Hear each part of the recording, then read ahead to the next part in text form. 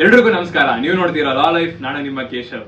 ಸ್ನೇಹಿತರೆ, ನಾವ್ ಯಾವ್ದೇ ಒಂದು ಹೊಸ ಕಾರ್ ತಗೋತಿದೀವೋ ಅಥವಾ ಗಾಡಿ ತಗೋತಿದೀವೋ ಅಂದ್ರೆ ನಾವೆಲ್ಲ ಸಾಮಾನ್ಯವಾಗಿ ಅಬ್ಸರ್ವ್ ಮಾಡೋ ಥಿಂಗ್ಸ್ ಏನಪ್ಪಾ ಅಂತ ಹೇಳಿದ್ರೆ ಅದ್ರಲ್ಲಿ ಏನೇನ್ ಫೀಚರ್ಸ್ ಇದೆ ಅಂತ.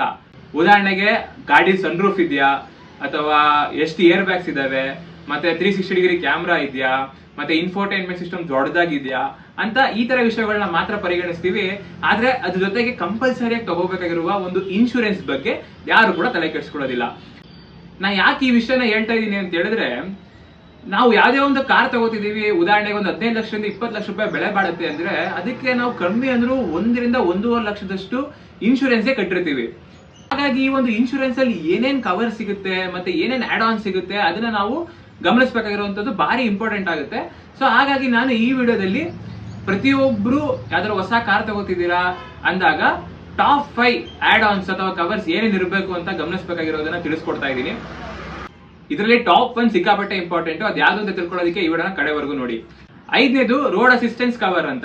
ಏನಿದು ರೋಡ್ ಅಸಿಸ್ಟೆನ್ಸ್ ಕವರ್ ಅಂತ ಹೇಳಿದ್ರೆ, ಈ ಒಂದು ಕವರ್ ಇದ್ರೆ ಏನಾದ್ರು ನೀವು ಹೈವೇಲೋ ಯಾವ್ದೋ ಒಂದು ರೋಡಲ್ಲಿ ಹೋಗ್ತಾ ಇರ್ಬೇಕಾದ್ರೆ ನಿಮ್ ಗಾಡಿ ಬ್ರೇಕ್ ಡೌನ್ ಆದ್ರೆ ಆ ಒಂದು ಇನ್ಶೂರೆನ್ಸ್ ಕಂಪನಿಯವರು ನೀವು ಆ ಒಂದು ಗಾಡಿನ ರಿಪೇರಿ ಮಾಡಿಸ್ಕೊಳ್ಳೋದಕ್ಕೆ ಏನೇನು ಇವಾಗ ಟೋಯಿಂಗ್ ಮಾಡ್ಬೇಕಾ ಆ ಫೆಸಿಲಿಟಿನ ಕೊಡ್ತಾರೆ.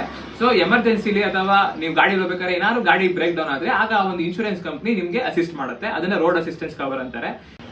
4ನೇದು ಕೀ ಪ್ರೊಟೆಕ್ಷನ್ ಕವರ್ ಅಂತ. ಸ್ನೇಹಿತರೆ, ಈಗ ಬರ್ತಿರೋ ಮಾಡರ್ನ್ ವೆಹಿಕಲ್ಸ್ ಗೆಲ್ಲ ಆಲ್ಮೋಸ್ಟ್ ಕೀಲೆಸ್ ಎಂಟ್ರಿ ಇದೆ, ರಿಮೋಟ್ ಕೀಸ್ ಇರ್ತವೆ. ಸೊ ಆ ಒಂದು ಕೀ ಸಿಕ್ಕಾಪಟ್ಟೆ ಕಾಸ್ಟ್ಲಿ ಇರ್ತವೆ. ಕೆಲವು ಎಕ್ಸ್ಪೆನ್ಸಿವ್ ಗಾಡಿಗಳಿಗೆ ಲಕ್ಷಾಂತರ ರೂಪಾಯಿ ಕೀಗೆ ಆಗುತ್ತೆ. ಸೊ ಅಂತ ಸಂದರ್ಭದಲ್ಲಿ ನೀವು ಈ ಒಂದು ಕೀ ಪ್ರೊಟೆಕ್ಷನ್ ಕವರ್ ತಗೊಂಡ್ರೆ ಏನಾದ್ರು ಕೀ ಕಳೆದೋಗ್ಬಿಟ್ರೆ ಆ ಒಂದು ಲಾಸ್ ಕೂಡ ನೀವು ಕವರ್ ಮಾಡ್ಕೊಂಡು ಕ್ಲೇಮ್ ಮಾಡ್ಕೋಬಹುದು. 3ನೇದು ಇಂಜಿನ್ ಪ್ರೊಟೆಕ್ಷನ್ ಕವರ್ ಅಂತ. ಪ್ರತಿಯೊಬ್ಬ ಮನುಷ್ಯನಿಗೆ ಹಾರ್ಟ್ ಹೆಂಗೆ ಇಂಪಾರ್ಟೆಂಟ್ ಆಗಿರುತ್ತೋ ಹಂಗೆ ಈ ಒಂದು ಗಾಡಿಗಳಿಗೆ ಇಂಜಿನ್ ಹಾರ್ಟ್ ಆಗಿರುತ್ತೆ. ಸೊ ಆ ಒಂದು ಇಂಜಿನ್ ನ ಪ್ರೊಟೆಕ್ಟ್ ಮಾಡುವಂತದ್ದು ಪ್ರತಿಯೊಬ್ಬರಿಗೂ ಕೂಡ ಇಂಪಾರ್ಟೆಂಟ್ ಆಗುತ್ತೆ. ಸೊ ಈ ಒಂದು ಇಂಜಿನ್ ಪ್ರೊಟೆಕ್ಷನ್ ಕವರ್ ಇದ್ರೆ ಏನಾದ್ರು ಇಂಜಿನ್ ಏನಾದ್ರು ಬೋರ್ ಆದ್ರೆ ಅಥವಾ ಇಂಜಿನ್ ಏನಾದ್ರು ಬ್ರೇಕ್ ಡೌನ್ ಆದ್ರೆ ಹಾಳಾಗ್ಬಿಟ್ರೆ ಅವಾಗ ನೀವು ಈ ಒಂದು ಇಂಜಿನ್ ಪ್ರೊಟೆಕ್ಷನ್ ಕವರ್ ಮುಖಾಂತರ ಕ್ಲೈಮ್ ಮಾಡ್ಕೋಬಹುದು. 2ನೇದು ರಿಟರ್ನ್ ಆನ್ ಇನ್ವಾಯ್ಸ್ ಕವರ್ ಅಂತ. ಸೊ ಏನಿದು ರಿಟರ್ನ್ ಆನ್ ಇನ್ವಾಯ್ಸ್ ಕವರ್ ಅಂತ ಹೇಳಿದ್ರೆ, ನೀವು ಒಂದು ಗಾಡಿ ತಗೊಂಡಿರ್ತೀರಾ, ಆ ಒಂದು ಗಾಡಿಯ ಆಕ್ಚುಯಲ್ ಮಾರ್ಕೆಟ್ ವ್ಯಾಲ್ಯೂ ಬಂದು ಒಂದು 15 ಲಕ್ಷ ಇರುತ್ತೆ ಅನ್ಕೊಳ್ಳೋಣ. ಏನಾದ್ರು ರಿಟರ್ನ್ ಆನ್ ಇನ್ವಾಯ್ಸ್ ಕವರ್ ಇಲ್ಲ ಅಂತ ಹೇಳಿದ್ರೆ ನೀವು ಏನಾದ್ರು ಗಾಡಿ ಡ್ಯಾಮೇಜ್ ಆದ್ರೆ, ಕಳ್ತನ ಆದ್ರೆ ಆಕ್ಚುಯಲ್ ಅಮೌಂಟ್ ಏನಿರುತ್ತೋ ಅದನ್ನ ಕ್ಲೈಮ್ ಮಾಡಕ್ ಆಗಲ್ಲ.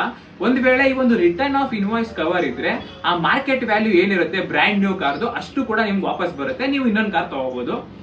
ಟಾಪ್ 1 ಸಿಕ್ಕಾಪಟ್ಟೆ ಇಂಪಾರ್ಟೆಂಟ್ ಆಗಿರೋ ಒಂದು ಕವರ್ ಯಾವುದು ಅಂತ ಹೇಳಿದ್ರೆ ಈ ಒಂದು ಝೀರೋ ಡಿಪ್ರಿಸಿಯೇಷನ್ ಕವರ್ ಅಂತ. ಏನಪ್ಪಾ ಇದು ಝೀರೋ ಡಿಪ್ರಿಸಿಯೇಷನ್ ಕವರ್ ಅಂತ ಹೇಳಿದ್ರೆ, ಸ್ನೇಹಿತರೆ, ಈ ಒಂದು ಮೋಟಾರ್ ವೆಹಿಕಲ್ಸ್ ಏನಿದಾವೆ ಇವೆಲ್ಲ ಒಂದು ಡಿಪ್ರಿಶಿಯೇಟಿಂಗ್ ಅಸೆಟ್. ಅಂದ್ರೆ ಟೈಮ್ ಕಳೆದಂಗೆ ಅದರ ವ್ಯಾಲ್ಯೂ ಕಡಿಮೆ ಆಗ್ತಾ ಹೋಗುತ್ತೆ. ಉದಾಹರಣೆಗೆ ಇವತ್ತು ನೀವು ಒಂದು ಕಾರ್ ತಗೊಂಡಿದ್ದೀರಾ, ಅದರ ಬೆಲೆ 10 ಲಕ್ಷ ಅಂತ ಹೇಳಿದ್ರೆ ಡೌನ್ ದ ಲೈನ್ 2 ವರ್ಷಕ್ಕೆ ಅದರ ಬೆಲೆ ಒಂದು 7 ರಿಂದ 8 ಲಕ್ಷ ಮಾತ್ರ ಇರುತ್ತೆ.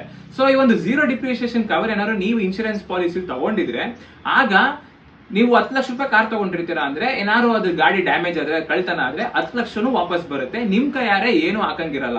ಇದು ಆಡ್ ಆನ್ಸ್ ಏನಿದಾವೋ ಅಥವಾ ಕವರ್ಸ್ ಏನಿದೋ ಇದು ಪ್ರತಿಯೊಬ್ಬ ಕನ್ಸ್ಯೂಮರ್ ಅಥವಾ ಗಾಡಿ ಯಾರು ತಗೋತಿದ್ದಾರೆ ಅವರು ಗಮನಿಸಬೇಕಾಗಿರೋ ಅಂಶ. ಇದ್ರ ಜೊತೆಗೆ ಒಂದು ಬೋನಸ್ ಪಾಯಿಂಟ್ ಕೂಡ ಇದೆ.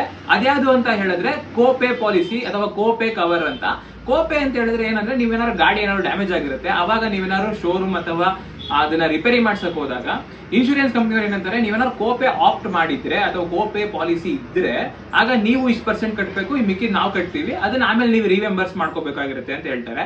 ಸೊ ಒಂದ್ ವೇಳೆ ಈ ಕೋಪೇ ಏನಾದ್ರು ಇಲ್ಲ ಅಂತ ಹೇಳಿದ್ರೆ ಆಗ 100% ಇನ್ಶೂರೆನ್ಸ್ ಕಂಪನಿನೇ ಪೇ ಮಾಡುತ್ತೆ. ನಿಮ್ಗೆ ಯಾವುದೇ ಒಂದು ಬರ್ಡನ್ ಇರೋದಿಲ್ಲ. ಇದಿಷ್ಟಾಗಿತ್ತು ಯಾರೇ ಒಬ್ರು ಒಂದು ಕಾರ್ ಅಥವಾ ಮೋಟಾರ್ ವೆಹಿಕಲ್ ತಗೋತಿದ್ದಾರೆ ಅಂದ್ರೆ ಆ ಒಂದು ಇನ್ಶೂರೆನ್ಸ್ ಅಲ್ಲಿ ಏನೇನ್ ಇರಬೇಕು ಅಂತ ಗಮನಿಸಬೇಕಾಗಿರೋ ಅಂಶಗಳು.